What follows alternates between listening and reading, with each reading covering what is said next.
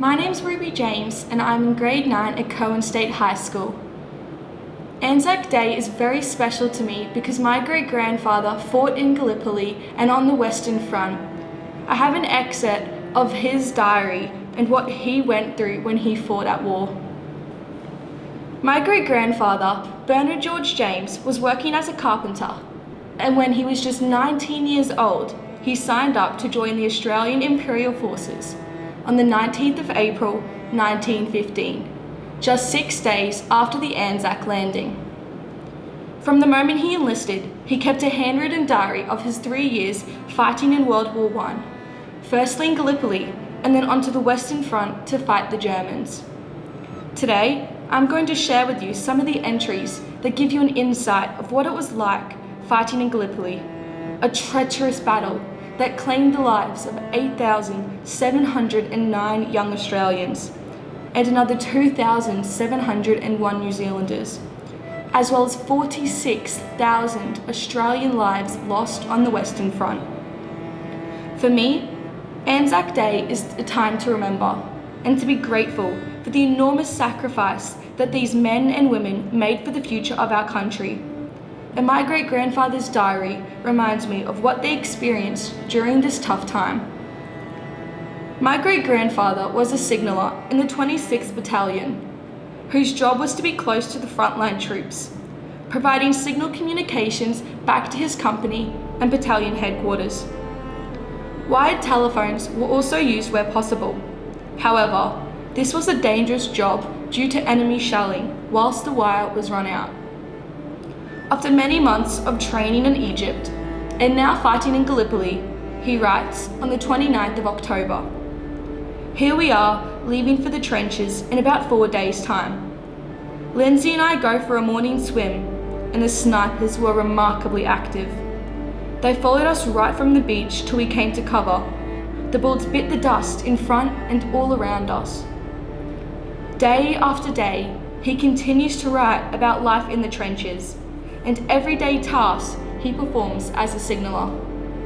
On the 10th of November, he writes, "A bomb drops near our telephone dugout at 4 a.m, and the shock of the blast puts us in darkness, with many men wounded." On the 18th of November, he writes, "The Turks put a charge in one of their tunnels, which was under ours, and the explosion caused a bit of confusion in our tunnel, 2 being killed and others gassed by fumes." 28th November. "At night, the wind cuts through the trenches like a knife, and the mud and slush freezes hard. Cold feet are our trouble now, everyone being the same. Rumour has it that we are leaving for Egypt shortly, as the climate is too severe for Australian troops." 1st of December. "Owing to rough weather, our water is cut down to 1 water bottle per man per day. Our food is absolutely rotten. We signallers, doing our own cooking, manage a little better than infantry, but we fare badly enough. In these conditions, how can men keep well when they have to watch 24 hours at night time in the bitter cold? Things would be hard enough if a man had a good meal inside of him, but this starvation diet, men are going away sick every day, sometimes 15 or so at a time." 12th of December. "At 6 p.m, we heave our 100-pound backpacks onto our backs and march down the track for the last time. The Gallipoli campaign was over, and my great-grandfather departed the shores of Anzac Cove as one of the lucky ones, before going to spend another 2 years on the Western Front at war with the Germans." On the 23rd of May 1916, now in the Western Front, I experienced my first bombardment. We tried to get a phone connected up into a funk hole close to our station, but the wires were cut in a dozen places. Then a 6-inch shell lobbed square on top of the funk hole. Shelling gives you a sense of helplessness, and when the shelling is near, one feels like a hunted rat. 24th of June. When I first arrived here, gas was sent over. The lookouts spotted it in time. However, the frontline troops only had 3 seconds to adjust their helmet.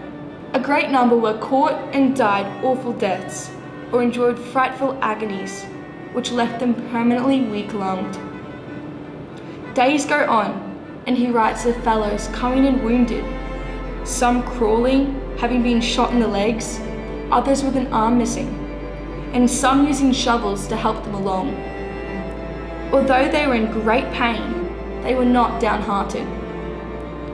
Australia was a population of fewer than 5 million.